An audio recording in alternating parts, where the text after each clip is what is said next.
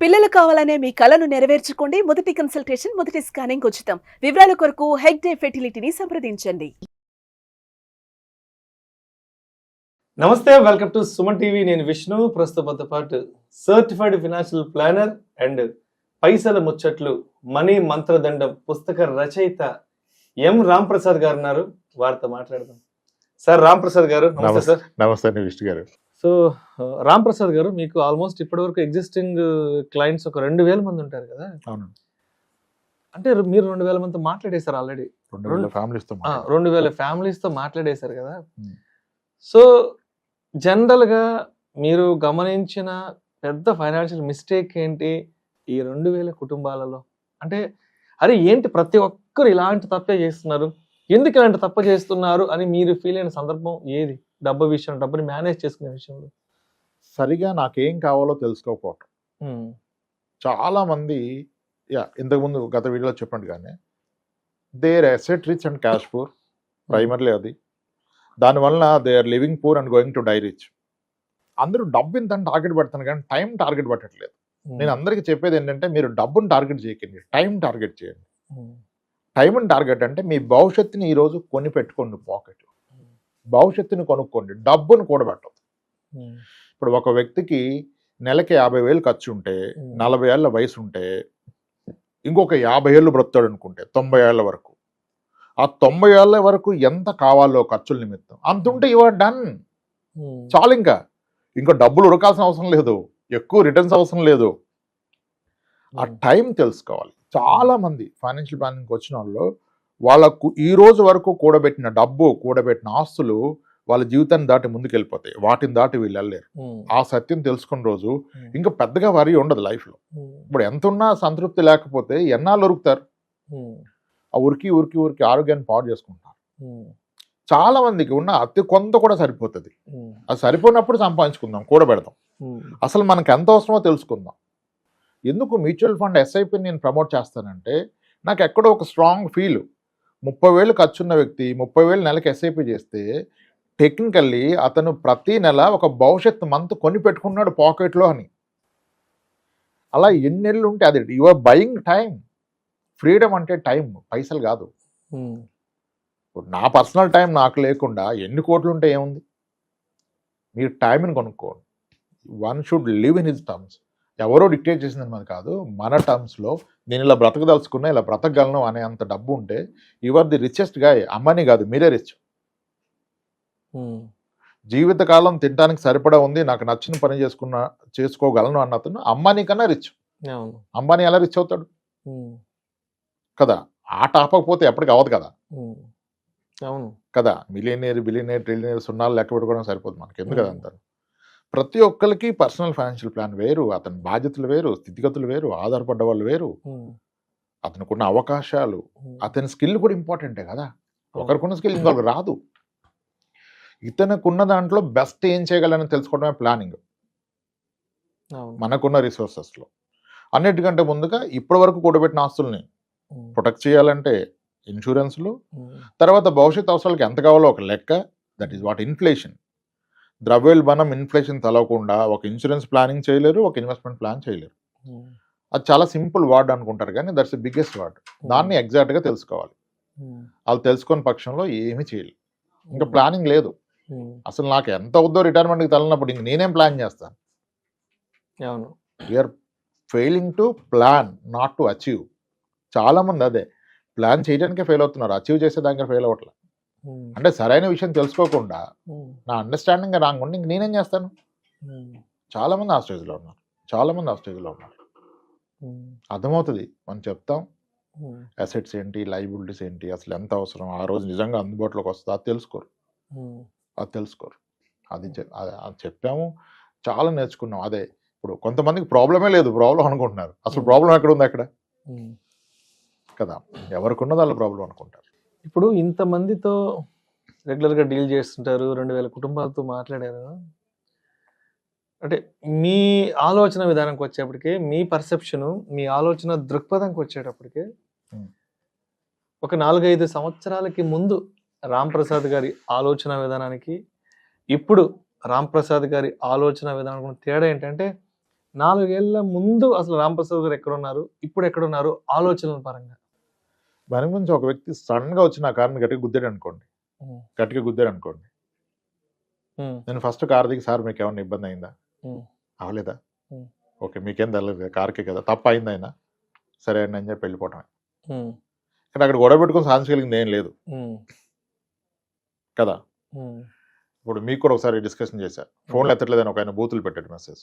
మొన్న అసలు నాకు పంపించారు మీరు, దారుణంగా అతను దుర్భాషలాడి ఫోన్ ఎత్తట్లేదు, ఇంత బలుప అసలు అవి చదవడానికి కూడా అవకాశం లేని మాటల్ని అతను తిట్టాడు, బూతులు తిట్టాడు, భయంకరమైన బూతులు. అసలు నేను పెట్టా, బ్రదర్ నాకు టైం లేదు ఈరోజు సాయంత్రం ఫ్రీగా ఉంటే కాల్ చేయని మాడదంటే మళ్ళీ ఆయన ఫోన్ చేయలేదు. అదే చూస్తే కోపం వస్తుంది అనుకుంటారు కానీ అంటే అందరినీ కలిసాక విషయాలు తెలిసే సార్. నాకు ఒక బాధ ఉంటుంది రాంప్రసాద్ గారు, ఈ 4 సంవత్సరాల్లో విష్ణు రాంప్రసాద్ కూర్చొని మాట్లాడుకుంది మంచి విషయాలే. ఏ సినిమా ముచ్చట్లో రాజకీయాల ముచ్చట్లో ఇక్కడ కూర్చొని మాట్లాడలేదు. జనాల జీవితాలని మెరుగుపరిచే విషయాలు, వాళ్ళ ఆర్థిక స్థితిగతుల్ని మెరుగుపరచగల విషయాలే మాట్లాడాం. ఇక్కడ కూర్చొని మాట్లాడిన ప్రతి మాట చాలా విలువైంది, చాలా నిజాయితీగా మాట్లాడాం. ఎక్కడా కూడా వృధా అయిన విషయాలు, అసందర్భ ప్రేలాపనలు, అధిక ప్రసంగ ప్రేలాపనలు ఎప్పుడు మనం మాట్లాడుకోలేదు. ఇక్కడ కూర్చొని మాట్లాడింది ఎస్ ఒక కుటుంబానికి మంచి జరగాలి, సమాజానికి మంచి జరగాలి, అయ్యే మాట్లాడుకున్నాం. మంచి విషయాలు మాత్రమే మనం ఆడుకున్నాం. కానీ వాటికి కూడా జనాలు కొంతమంది రకరకాల మాటలు తిడతారు, బూతు మాటలు పెడుతుంటారు, ఇంకోటి ఏదో అంటారు. అంటే ఏం వస్తుందో మిమ్మల్ని నన్ను కూర్చొని బూతు మాటలు తిడితే నాకు అర్థం కాదు. మనమేమి ఏదో కొత్త సినిమా రిలీజ్కి సంబంధించిన మాటలు, కొత్త సినిమా రివ్యూ మాట్లాడుకోలేదు కదా, ఏదో బయట పాడైపోయిన రాజకీయాల గురించి మాట్లాడుకోలేదు కదా, ఇంకేదో మీ ఇంట్లో జరిగిన ఫంక్షన్ గురించో మా ఇంట్లో జరిగిన ఫంక్షన్ గురించి మాట్లాడుకోలేదు, డబ్బుల గురించి మాట్లాడుకుంటున్నాం, మన జీవితాలను ఎలా మెరుగుపరచుకోవాలో మాట్లాడుకుంటున్నాం కదా. చాలా మంది బ్యాడ్ కామెంట్స్ పెడుతుంటారు కదా. ఎప్పుడైనా ఇంట్లో వాళ్ళు చూసి చెప్పిన సందర్భాలు, ఎందుకండి ఇలాంటి వీడియోలు చేస్తున్నారు, ఎందుకు చెప్పడం, ఎంత మంచి విషయాలు చెప్పినా ఈ జనాలు బురద చల్లుతూనే ఉంటారు అని మీ ఇంట్లో మీరు మాట్లాడుకున్న సందర్భం ఎప్పుడన్నా ఉందా? నా ఆఫీస్ అంతా నా ఇలాగే, నా ఆఫీస్లో మా ఎంప్లాయీస్ అంతా చూసి చెప్తారు సార్ ఇలా పెట్టారు అని. వదిలేస్తాను. ఎందుకంటే ఒకటి బ్యాడ్ కామెంట్స్, నేను కామెంట్ చదువుతాను టైం దొరికినప్పుడు, ఎందుకంటే అక్కడ అర్థమవుతుంది మనకి జనాలు ఎలా తీసుకుంటున్నారని. దానికి మంచి ఎగ్జాంపుల్, మనం అపార్ట్మెంట్ డిప్రిషియేషన్ ఉండదని ఒక వీడియో చేసాం. 9,29,000 వ్యూస్ వచ్చేదానికి 526 కామెంట్స్ ఉన్నాయి. దానికి 526 కామెంట్స్లో 500 మందికి ఆ కాన్సెప్ట్ నేను చెప్పింది అర్థం అవ్వాల, ఒక 26 మంది మాత్రమే ఒప్పుకున్నారు. ఇంకా కామెంట్స్ పెట్టారు మనం అపార్ట్మెంట్ డిప్రిషియేషన్ లేదనేది. నేను ఒక 100 అపార్ట్మెంట్ చెక్ చేశాక చెప్పాను. నేనేమి బ్రోకర్ని కాదు, నేనేమి రియల్ ఎస్టేట్ ఏజెంట్ కాదు, అమ్మట్లేదు, నాకు దానివల్ల వచ్చేది ఏమీ లేదు. కానీ నేను ఎందరో లైఫ్ చూశాక నాకు అర్థమైంది, ఒక స్థలం కొంటే వచ్చే లాభాల కన్నా అపార్ట్మెంట్ కొంటే వచ్చే లాభాలు ఎక్కువ. అపార్ట్మెంట్ డిప్రిషియేషన్ లేదని చెప్పాను.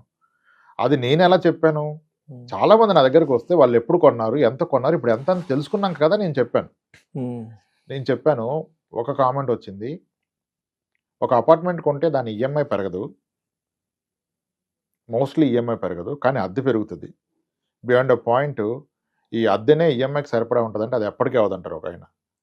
విషయం ఏంటంటే ఒకప్పుడు కొన్న అపార్ట్మెంట్స్ హైదరాబాద్లో వాళ్ళు ఎంత రేటు కొన్నారో అంత అద్దె సంవత్సరానికి దానికన్నా డబుల్ అద్దె వస్తుంది. శాంతిబాగ్ అపార్ట్మెంట్ 90,000 కొన్నామని చెప్పారు ఒకళ్ళు, 88లో 90,000 కొన్నారు, ఇప్పుడు నెల అద్దె 20,000 వస్తుంది.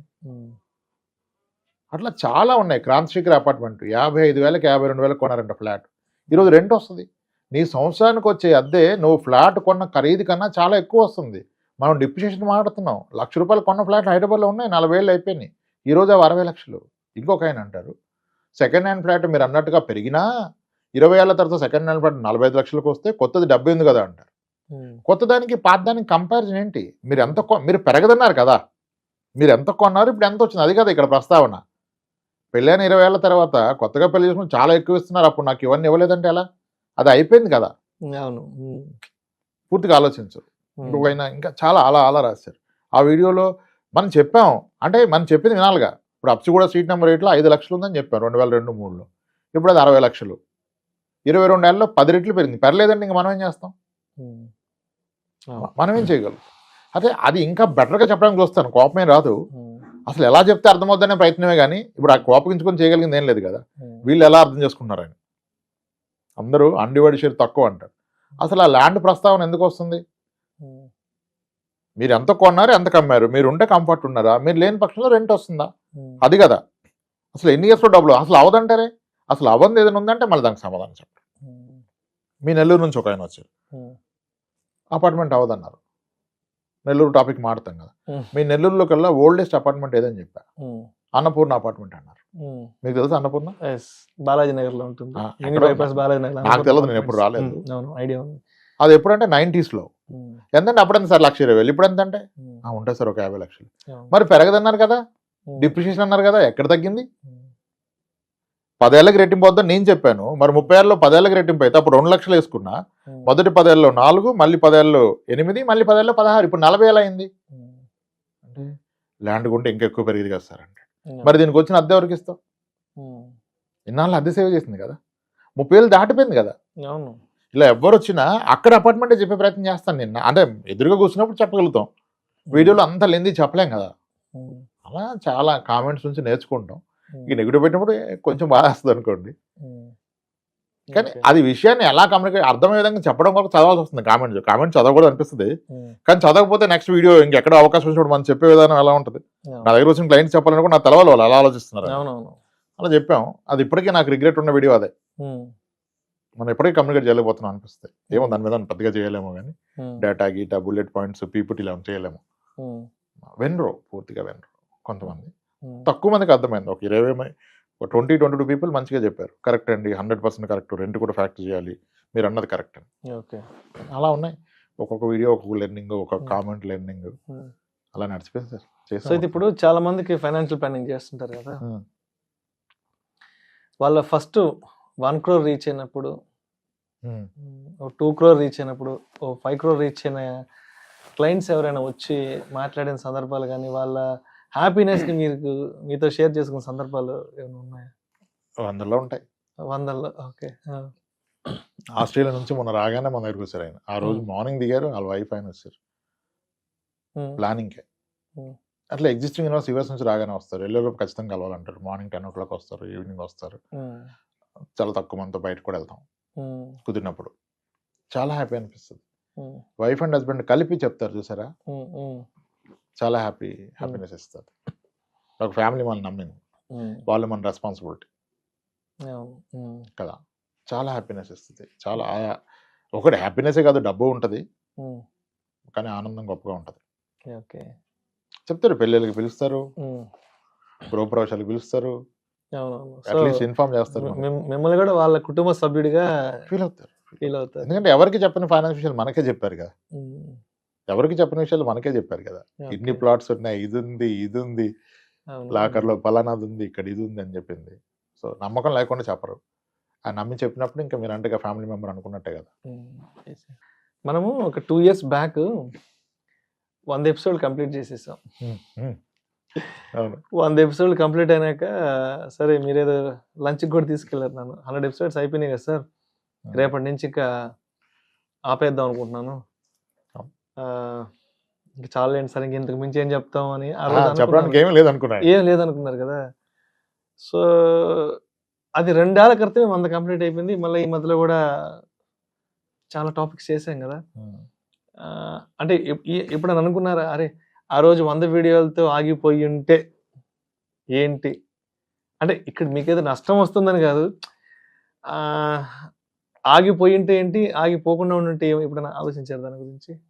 అప్పుడు కొంచెం కంగారు పడనేమో అనిపించింది నాకు, ఎందుకంటే దాని తర్వాత కూడా చాలా లెర్నింగ్ ఉంది, చెప్పాల్సింది చాలా ఉంది అనిపించింది నాకు. కొన్నిసార్లు ఎవ్రీ వీక్ ఒక కొత్త లెర్నింగ్ ఉంటుంది, కొన్నిసార్లు ప్రతిరోజు ఉంటుంది, కొన్నిసార్లు ఎవ్రీ వీక్ ఉంటుంది. అన్ని చెప్పలేము ఆన్ కెమెరా. వాళ్ళు చెప్పిన విషయాలు, వాళ్ళు పడుతున్న కష్టాలు, వాళ్ళు చేసిన మిస్టేక్స్. ఇప్పుడు చిట్టిపాట ఆర్గనైజర్స్ మోసం చేస్తారు అనుకుంటాం, ఆర్గనైజర్లే చాలా ఇబ్బందుల్లోకి వెళ్ళిపోయారు చిట్టి వేసినందుకు. ఇప్పుడు 4 చిట్టి ఎగ్గొడితే వాళ్ళు అధైర్యపడి అది చెప్తే నమ్మకం పోతే అందరు మీద పడిపోతారని చెప్పరు, తీరా చూస్తే వాళ్ళని దొంగ ముద్రేశారు కదా. ఆమెను మోసం చేసిన వాళ్ళు ఉన్నారు. సో ఇలా అంటే ఆ విషయాన్ని చూసే విధానం మారిపోయింది. చెప్పగానే నమ్మటం, రియాక్ట్ అవటం లేదు. నా దగ్గర చెప్తారు కదా, ఇప్పుడు 45 ఏళ్ళు పెళ్లి కాని వాళ్ళు, దానికి కొన్ని కారణాలు ఉన్నాయి, ప్రత్యేకమైన కారణాలు. ఓకే, అవి సొసైటీకి చెప్పలేరు పాపం, చెప్తారు నా దగ్గర, అర్థమవుతుంది. సో ఇవన్నీ లెర్నింగ్ ఉంటుంది ఎప్పటికీను. అది చెప్పాలంటే అది పంచుకునే అవకాశం ఒకటి, యూట్యూబ్, బుక్. ఇంకా దీంట్లో కూడా ఒకవేళ ఇది బాగుండి ఆదరిస్తే దీన్ని ఎక్స్టెండ్ చేసే ప్రయత్నం చేయొచ్చు, యాడ్ చేయటమో ఏదో what ever it is. So Ramprasad గారు, ఏంటి ఇప్పుడు మీ ఈ పైసల ముచ్చట్లు, మనీ మంత్రదండం పుస్తకం కొనుక్కోవాలి అంటే ఎట్లా, నేరుగా రామప్రసాద్ గారికి ఫోన్ చేసి కొనుక్కోవాలి, లేకపోతే బయట ఎక్కడైనా అవైలబిలిటీ అవుతుందా? ఆన్లైన్ లో అవైలబుల్ ఉంది సార్, ఆన్లైన్ లో. అమెజాన్ లో వాటిలో పెట్టారు ఎవరో సెల్లర్స్. అమెజాన్ లో పెట్టారా? ఓకే. అది కాకుండా మన దగ్గర కూడా కాపీస్ ఉంటాయి కదా, ఒక వాట్సాప్ నెంబర్ పెట్టదలుచుకున్నాం దీనికి. ఆఫీస్ లో ఒక నెంబర్ తీసుకొని ఇచ్చాము, ఆ నెంబర్ కి పింగ్ చేస్తే మనం బుక్ పంపే ప్రయత్నం చేస్తాం, పంపుతాం. దానికి ఏర్పాట్లు చేస్తున్నారు, బుక్ పోస్ట్, కవర్లు, డెలివరీ వాళ్ళతో మాడుతున్నారు. సో మరి మా సుమన్ టీవీ ప్రేక్షకులు ఎవరైనా ఈ పైసల ముచ్చట్లు పుస్తకం కొనుక్కోవాలంటే మరి మా సుమన్ టీవీ ప్రేక్షకులకి ఎవరికైనా మీరు ఐ మీన్ ఏదైనా డిస్కౌంట్ ప్రైస్ లో ఇస్తారా బుక్ అని చెప్పండి, సుమన్ టీవీ పేరు చెప్తే. ఖచ్చితంగా సార్, ఖచ్చితంగా. ఈ వాట్సాప్ నెంబర్ ఏదైతే పెడతామో దానికి పింగ్ చేసిన వాళ్ళకి స్పెషల్ ప్రైస్లు ఇద్దాం. ఓకే, ఎందుకంటే ఆన్లైన్ లో మనం వేరే వాళ్ళకి ఇచ్చాం, వాళ్ళు అమ్ముతున్నారు, అది డెలివరీ చార్జెస్ ఏవో చాలా ఉంటాయి. ఇక్కడ మనం డెఫినెట్ గా తగ్గించగలుగుతాం, ఎంఆర్పీ కన్నా ఎంత తగ్గించగలం అంత తగ్గించి ఒక ప్రైస్ ఫిక్స్ చేసుకుందాం. ఆ నెంబర్ మీకు అవకాశం ఉంటే డిస్ప్లే చేయండి, వాట్సాప్ నెంబర్. ఆ నెంబర్ మీద వాట్సాప్ లో పింగ్ చేస్తే విల్ సెండ్ దెమ్ బుక్ అంటే లో ప్రైస్ లో, పాసిబుల్ ప్రైస్ లో. Thank you sir, thank you so much. Thank you right.